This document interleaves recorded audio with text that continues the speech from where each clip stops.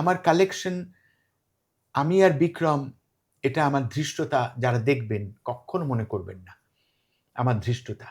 কলকাতা শহরে কেউ কাহুন চিনত না, কেউ জেম্বে চিনত না, কেউ দারবোকা চিনত না, কেউ হ্যান্ডসনিক চিনত না।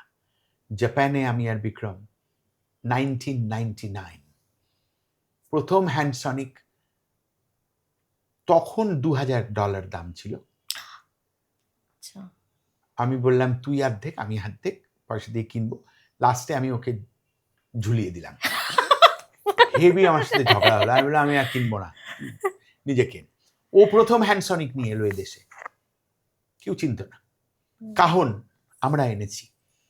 এয়ারপোর্টে জিজ্ঞেস করেছিল আপনি টুল নিয়ে আপনারা ঘুরছেন কেন?